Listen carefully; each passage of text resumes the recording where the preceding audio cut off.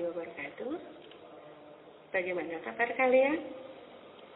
Mudah-mudahan selalu sehat, selalu dalam lindungan Allah Subhanahu wa Ta'ala, sehingga bisa mengikuti pembelajaran kali ini jangan jauh lebih baik dari yang kemarin. Hari ini kita akan mempelajari materi baru, yaitu perkembangan tabel periodik unsur. Tabel periodik unsur merupakan sebuah tabel untuk mengelompokkan unsur dengan cara tertentu. Ternyata perkembangan tabel periodik unsur ini cukup lama. Orang yang pertama mengelompokkan unsur namanya Dobereiner. Beliau mengelompokkan unsur berdasarkan kemiripan sifatnya atau berdasarkan persamaan sifatnya. Unsur-unsur yang sifatnya mirip dijadikan satu kelompok. Dari hasil pengelompokannya, beliau mendapati bahwa tiap kelompok yang sifatnya mirip tadi atau sifatnya sama tadi selalu terdiri dari 3 unsur. Unsur-unsur yang dalam satu kelompok itu selanjutnya disusun berdasarkan kenaikan massa atomnya. Ini salah satu contohnya. Cl, Br, I adalah 3 unsur yang berada dalam satu kelompok yang sifatnya mirip. Disusun berdasarkan dari massa atom yang kecil, lebih besar, dan terakhir lebih besar lagi. Dari penelitian yang dilakukan oleh Dobereiner, beliau mendapati bahwa unsur yang di tengah massanya berada di antara rata-rata unsur yang pertama dengan yang ketiga. Nah, ini hanya salah satu contoh triade. Nanti Anda bisa cari contoh triade-triade yang lain. Dari hasil pengelompokan yang dilakukannya ini, kemudian Dobereiner mengeluarkan sebuah hukum yang dikenal dengan hukum triade, yang bunyinya massa atom unsur yang di tengah mendekati massa rata-rata unsur yang pertama dan ketiga. Setelah Dobereiner mengelompokkan unsur-unsur baru ditemukan, sehingga perlu dilakukan pengelompokan unsur lagi. Dan orang berikutnya yang mengelompokkan unsur namanya John Newland. Terinspirasi oleh Dobereiner, John Newland mengelompokkan unsur berdasarkan kemiripan sifat dan berdasarkan kenaikan massa atomnya. Unsur disusun sedemikian rupa dari massa atom yang paling kecil, kemudian lebih besar lagi, dan lahirlah tabel sebagai berikut. Dari tabel ini kita bisa lihat unsur yang massanya paling kecil adalah H atau hidrogen. Unsur yang massanya kemudian lebih besar dari hidrogen diletakkan di sebelah kanannya.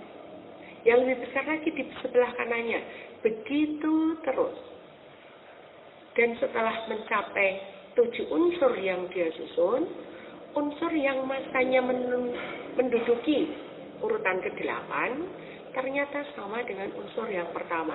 Disusun begitu terus. Ternyata setiap kali beliau menyusun unsur sebanyak 7 unsur, sifat unsur yang ke-8 selalu sifatnya kembali seperti semula.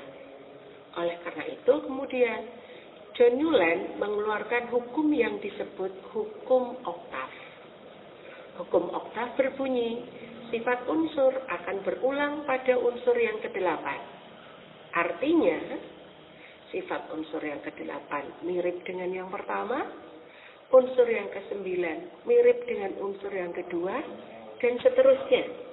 Jadi kalau unsur ke-10 mirip dengan unsur yang mana?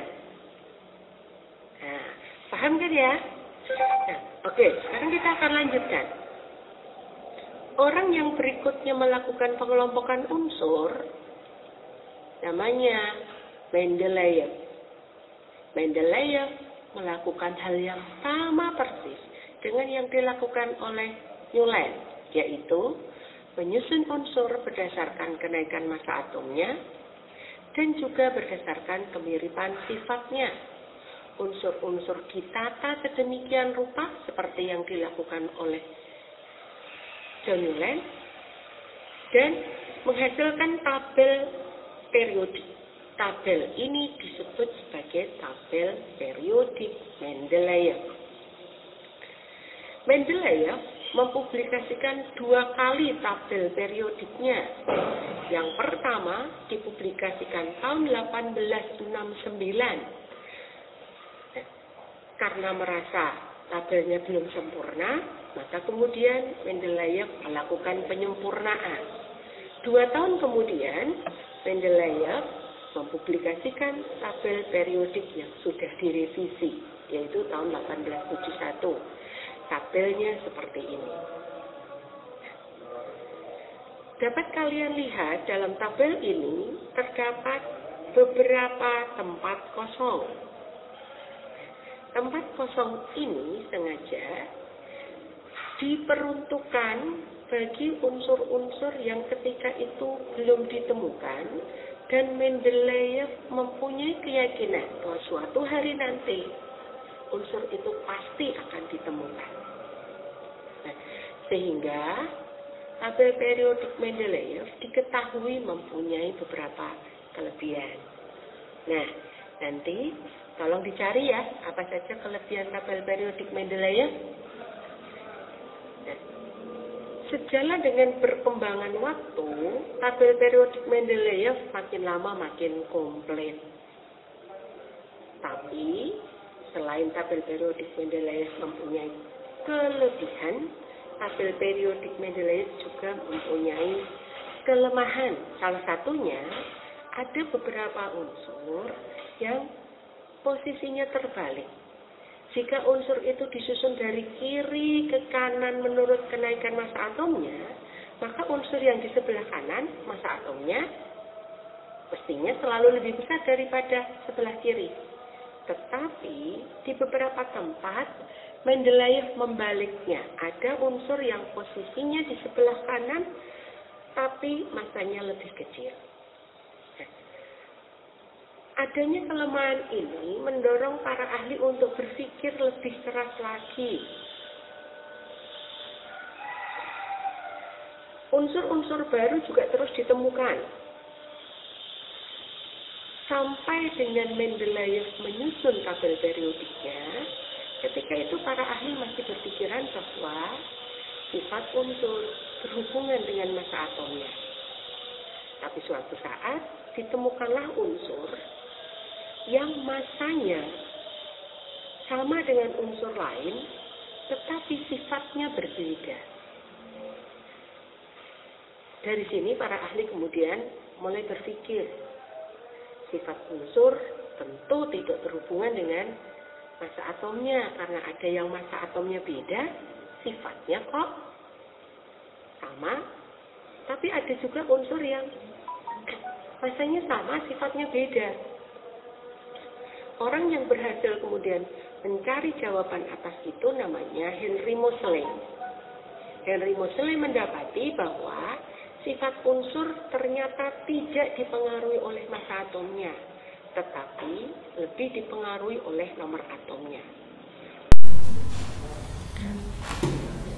Oleh karena itu, kemudian disusunlah tabel periodik baru yang disusun berdasarkan kenaikan nomor atom. Tabel itu kemudian disebut sebagai tabel periodik bentuk panjang atau tabel periodik modern. Nah, ini review dari tabel periodik Mendeleev. Tabel periodik Mendeleev, unsur-unsur ditempatkan pada golongan, terdapat 8 golongan. Ini terdapat 8 golongan. Unsur-unsur yang berada dalam satu golongan mempunyai sifat yang mirip, dan dalam tabel periodik Mendeleev berlaku hukum periodik Mendeleev yang bunyinya sifat unsur merupakan fungsi periodik dari massa atomnya. Jika unsur disusun berdasarkan kenaikan massa atomnya, sifat unsur akan berulang secara periodik. Nah, sekarang kita lanjutkan. Tadi sudah diketahui bahwa setelah tabel periodik Mendeleyev ada penyusunan tabel periodik baru, namanya tabel periodik unsur bentuk panjang atau disebut juga tabel periodik modern. Masih ingat tabel periodik modern disusun berdasarkan apa? Oh iya, pinter. Nah, tabel periodik unsur modern disusun berdasarkan kenaikan nomor atom. Ingat, disusun berdasarkan kenaikan nomor atom dan juga memperhatikan kemiripan sifatnya. Caranya persis seperti yang dilakukan oleh Mendeleyev. Unsur disusun dari kiri ke kanan berdasarkan nomor atomnya, kenaikan nomor atomnya, dan unsur yang mirip nanti diletakkan di bawahnya. Dalam tabel periodik modern terdapat golongan dan periode. Golongan merupakan lajur tegak atau kolom. Nanti kita bisa lihat nanti. Dalam satu golongan, unsur mempunyai sifat-sifat yang mirip. Periode merupakan baris atau deret horizontal, jadi berjejer dari kiri ke kanan. Dalam tabel periodik modern berlaku hukum periodik modern. Bunyi hukum periodik modern, sifat unsur merupakan fungsi periodik dari nomor atomnya. Artinya apa? Artinya, jika unsur disusun berdasarkan kenaikan nomor atomnya, sifat unsur akan berulang secara periodik. Seperti inilah tabel periodik unsur modern atau tabel periodik unsur bentuk panjang. Disusun berdasarkan kenaikan nomor atomnya. Jadi unsur dari kiri ke kanan, nomor atomnya makin besar. Nih, yang paling kecil nomornya hidrogen, terus helium di kanannya. Begitu ada unsur yang mirip, taruh di bawahnya. Susun lagi ke kanan menurut kenaikan nomor atomnya. Ada yang mirip, taruh bawahnya. Begitu seterusnya sehingga tampil tabel periodik unsur seperti ini yang sekarang kita pakai. Golongan itu yang lajur tegak ini dimulai dari HLI sampai FR itu namanya satu golongan. Sementara dari kiri ke kanan deret horizontal namanya periode. Satu golongan berisi unsur yang mirip. Nah, itu sepintas tentang tabel periodik unsur modern yang kita pelajari. Pertemuan berikutnya kita akan bahas tabel periodik modern lebih detail lagi. Jangan lupa tadi tugasnya ya. Pertama, cari triade Dobereiner selain yang tadi sudah dicontohkan. Yang kedua, cari kelebihan dari tabel periodik Mendeleyev. Nah, jangan lupa untuk bikin ringkasan materinya. Pelajari, tetap semangat belajar. Selamat belajar. Semoga Allah selalu membersamai kita sehingga kita selalu dalam keadaan sehat dan semangat untuk belajar. Terima kasih atas perhatiannya. Sekian. Assalamualaikum warahmatullahi wabarakatuh.